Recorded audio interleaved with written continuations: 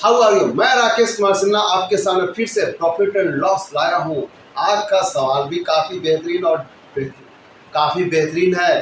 तो गाइस देखते रहे इस सवाल को, जो डिफिकल्ट दिखने में तो लग रहा है लेकिन मैं उसे आसान बनाऊंगा और आप भी आसान बन समझेंगे। तो चलिए गाइस ज़्यादा समझ लेते हैं। आप मेरे वीडियो को देख रहे हैं इसके लिए बहुत बहुत धन्यवाद बेटा। आप हमारे वीडियो को हमेशा देखते रहें, आपको कुछ न कुछ नया चीज़ मिलता रहेगा काफ़ी बेहतरीन तरीका से। फिर आपको कभी किसी मैथ से डर नहीं लगेगा। मैथ से सबको डर लगता है, इंटरेस्टिंग बनाने का काम मेरा है।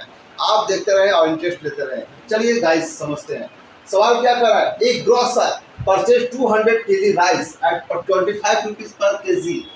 यानी कि कोई ग्रोसर है 200 किलो चावल को 25 रुपए पर केजी के रेट से 200 केजी चावल 25 रुपए पर केजी के रेट से खरीदता है। क्लियर? और उसने बेचा कैसे? 200 केजी खरीदा तो क्या 200 एक साथ बेच दिया? नहीं, बारी बारी करके बेचा। कैसे बेचा? पहले 80 केजी बेचा है इसको 10% का प्रॉफिट पर, फिर 40 केजी बेचा है, लेकिन क्या हुआ? 4% का लॉस। अरे यार, अगला जब 40 केजी बेचता है तो 40 केजी बेचता है तो उसे 4% का लॉस होता है। क्लियर? तो बात यहाँ पर क्या है, कितना बेच दिया? खरीदा था टोटल 200 केजी, उसके पास कितने थे? 200 केजी, 80 केजी। 200 केजी में से 80 केजी निकाल दिया, बचा 120 केजी। 120 में से फिर 40 केजी बेच दिया लॉस पर, 4% लॉस पर, तो बचा कितना? 80 केजी फिर से बचा। अब कह रहे कि जो 80 केजी बच गया, एट व्हाट रेट पर केजी शुड ही सेल? वो कितना, किस रेट से बेचेगा रिमेनिंग राइस को, यानी 80 केजी राइस को, ताकि 8% का फायदा हो पूरे इन्वेस्टमेंट पर। जितना उसने खर्चा किया था, टोटल अमाउंट 200 किलो चावल को खरीदने में जितना रुपया खर्च किया था, तो गाइस उस पर 8% का फायदा पाना चाहता है पूरे बेचने के बाद, पूरे इन्वेस्टमेंट पर। यानी 200 किलो अगर बेच देगा चावल तो उसको 8% का प्रॉफिट होना चाहिए। तो गाइस सबसे पहले हम क्या निकालते हैं? 200 किलो चावल का दाम क्या था और पाना क्या चाहता है वो 8% का फायदा पर, कितना अमाउंट पाना चाहता है। तो हम ज्यादा देर न करते, फटाफट बनाते हैं सॉल्यूशन।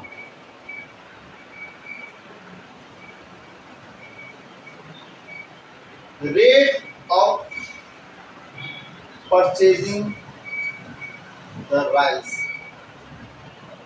रेट क्या है परचेज करने का? चावल को परचेज करने का रेट क्या है?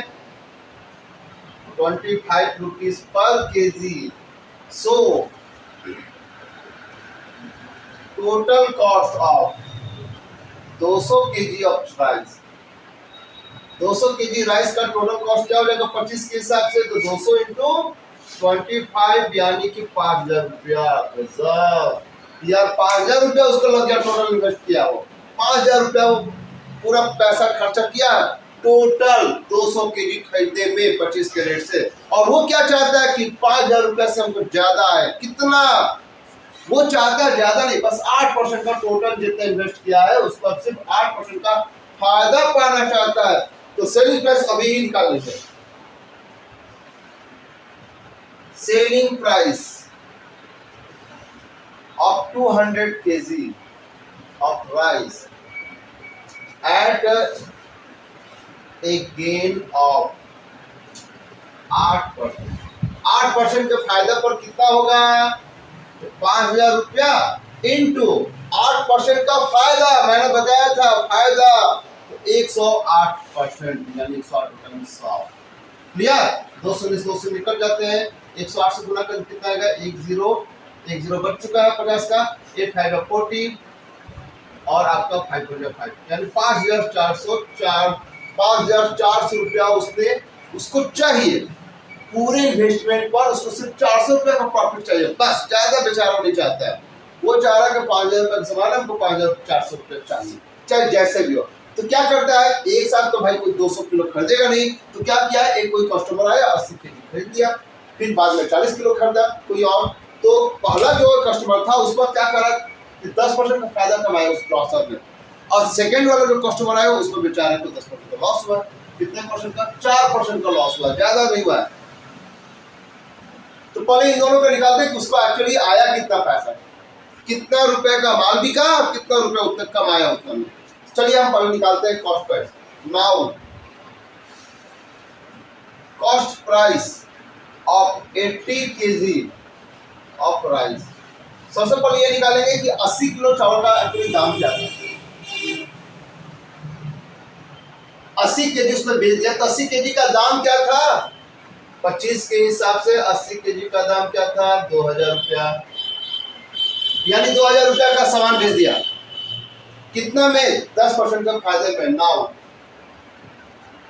SP of 80 KG of rice at a gain of 10%। तो 10% का फायदा पर कितना बेचा उसने, तो 10% का फायदा क्या हो जाएगा, 2000 रुपया इंटू 110%। 10% ज्यादा 110, 10% लॉस होता तो 90%। फार्मूला का चक्कर में बना है, डायरेक्ट बना है, फटाफट आसान है। एक जीरो से जीरो कट गया, एक जीरो से जीरो कट गया, 11 दूनी का 2200 रुपया, यानी उसको जो है 2200 रुपया मिल चुका है। अब समझे बेटे, 2200 रुपया, 2000 का माल 2200 मिल चुका है। उसको चाहिए एक्चुअली 5400, अभी तो 2200 आया। अगेन फिर 40 किलो उसने बेचा है, 40 केजी फिर बेचा उसने 4% को लॉस पर, चाहे लॉस हो या प्रॉफिट जो भी, पर 40 केजी का दाम क्या था। Now CP of 40 KG of rice, 40 KG of rice, 40 KG rice का कॉस्ट क्या था, तो 25 के हिसाब से 40 केजी का दाम क्या हुआ बच्चों को, ₹1000। क्लियर, 1000 रुपया का सामान अब बेच रहा है। क्या उसको 1000 से ज्यादा मिलेगा बेचने पर, नहीं, 4% का लॉस।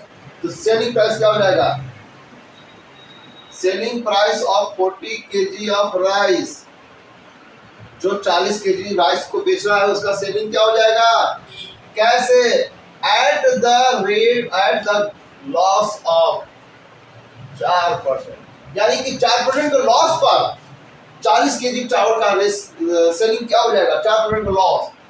तो ₹1000 रुपया उसको तो मिलेगा नहीं, लेकिन कितना मिलेगा 1000 का, 4% का लॉस, 96%।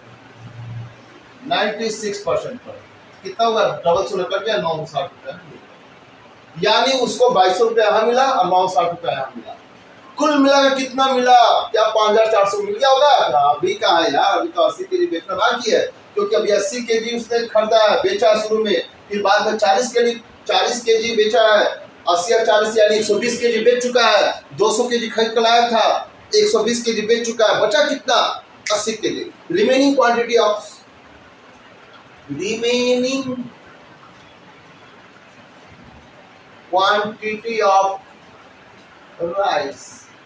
राइस की बची खुची क्वांटिटी क्या हो गई, रिमेनिंग क्वांटिटी क्या हो गई,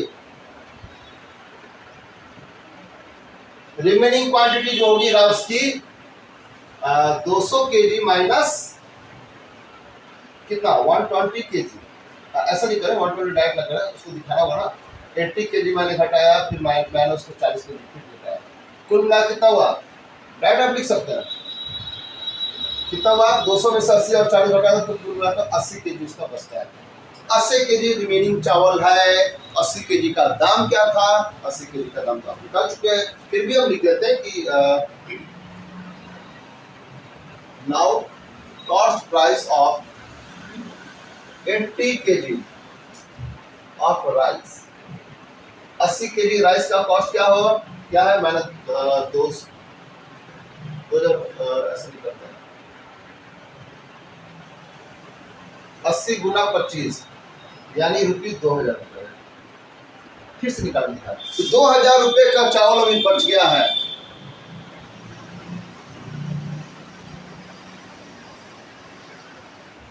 और 2000 रुपये का चावल बच तो चुका है, और बेचना कैसे चाहता है, किस रेट से बेचना चाहता है, किस रेट से बचे खुचे चावल को बेचना चाहता है पर केजी, ताकि उसको 8% का पूरे इन्वेस्टमेंट का फायदा हो, यानी कि 5400 रुपया मिल जाए।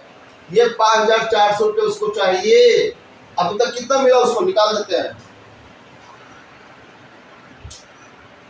Now selling price of 120 KG of rice,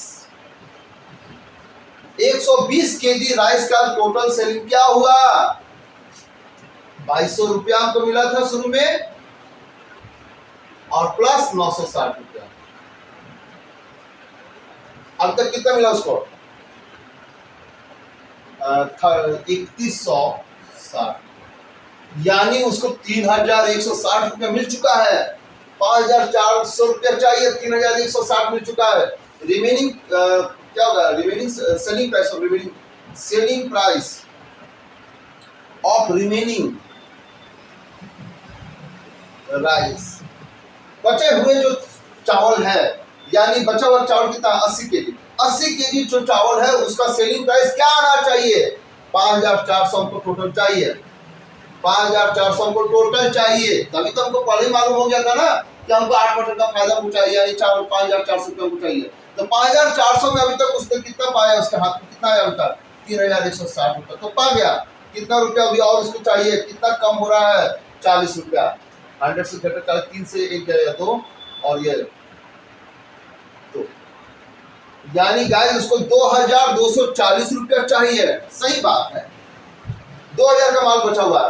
अभी भी 80 केजी चावल बचा है, 2000 रुपये का माल बचा हुआ है और वो चाहता है 2400 रुपया हम पा जाए। क्लियर ना? किस रेट से बेचना चाहता है? उसको 2240 रुपया आ जाए। क्लियर? इसलिए selling price of 1 kg of rice, 1 kilo rice कैसे बेचना चाहता है? 2240 रुपये उसको चाहिए। तो 2240 रुपया को हम भाग देंगे 80 से। पूछिए क्यों? क्योंकि हमको 2280 रुपया चाहिए टोटल 80 किलो बेचने पर। तभी तो हमको पूरे इन्वेस्टमेंट पर हमको 5400 रुपये मिल जाएगा। 5000 का चाहिए, 5400 मिल जाएगा हमको। बस प्राइस 2240 रुपये हमको और चाहिए, कुछ नहीं जानते। हमको 80 किलो चावल है, 2240 रुपया चाहिए। कैसे बेचेंगे? 2240 आएगा, डिवाइड करके देख लो कैसे जाएगी। 0 से 0 कट गया, बचा 8। 8 से कितना बार कटे? 4 से काट दो, 4 दूनी 4, 4 से काट दो, 4 पक्के 20, 4 से 14, 2 से 56 कितना बार कटेगा? 28 बार। यानी कि गाइस 28 रुपए पर केजी के रेट से वो बेचेगा बाकी 80 केजी राइस। क्लियर ना? एडवांस रेट पर केजी शुड ही सेल। वो कितना सेल करेगा, कैसे, किस रेट से सेल करेगा बचे हुए राइस को, यानी बचा हुआ राइस तो मेरे पास कितने थे? 80 केजी थे। 80 केजी को किस रेट से बेचेगा? 80 केजी को टोटल बेचा कैसे, कितने में, कितना चाहता? 2240 में बेचना चाहता है। 2240 रुपया में 80 किलो चावल बेचना चाहता है। तो 1 किलो कैसे बेचेगा? 80 किलो से डिवाइड कर देंगे तो गाइस मालूम हो गया तो 28 रुपये पर केजी वो बेचेगा। तो आपको उम्मीद करते हैं कि ये सवाल आसान लगा होगा। डिफिकल्ट तो जरूर है, लेकिन मैं आसान समझाया होगा और सबको पसंद आया होगा। गाइस तो उम्मीद करते बेटा हर सवाल को बनाने में बहुत मेहनत, बहुत सोचना पड़ता है। कैसे बच्चों को समझाएं, कैसे संतुष्ट करें ताकि बच्चे मेरे संतुष्ट हो जाए और लाइक करें, सब्सक्राइब भी कर दें। साथ साथ कोशिश तो मेरी बच्चे यही रहती है कि आपको बहुत ज़्यादा समझाएं और जल्दी समझाएं, और ताकि फिर कभी ना भूलें। गाइस एक आध बार और देखिएगा मेरे चैनल को, आप बार बार देखें ताकि आपको हर सवाल पर बहुत कुछ नया चीज मिलेगा बनाने का पूरा डिटेल। आप पूरा डिटेल जानेंगे तभी तो कुछ ना कुछ आप सक्सेस करेंगे आगे फ्यूचर में। तो मैं आपका भविष्य बनाने के लिए, बहुत बेहतरीन भविष्य बनाने के लिए मैं ये पढ़ा रहा हूँ, आप ये नया चैनल खोला हूँ। शॉर्टकट मेथड यार सब जानते हैं, लेकिन लॉन्ग मेथड बहुत कम लोग जानते हैं या बहुत कम लोग समझा पाते हैं। तो गाइस हो सकता है आपसे ज्यादा लोग जानते हो, अलग बात है, लेकिन मेरी भी यही उम्मीद है कि जैसे वो लोग समझा रहे मैं भी आपकी इसी तरीके से संतुष्ट कर दूँ। तो गाइस आप लोग प्लीज यार मेरे चैनल को सब्सक्राइब करिए, शेयर भी कीजिए। कई अपने फ्रेंड्स में, कई व्हाट्सएप से अपने पापा, अंकल, आंटी, दी, बुआ जो भी लोग हैं यार, गर्मी छुट्टी में आप लोग जरूर एंजॉय करेंगे और भेजेंगे ताकि वो लोग भी आप मेरे चैनल को जाने, समझे। और यार एक भारतीय होने के नाते, एक टीचर होने के नाते कम से कम यार कुछ तो कर रहे हैं मेरे लिए। तब तक अगला वीडियो बनाऊंगा, तब तक bye bye, see you, thank you for watching my video, thank you guys, thank you very much.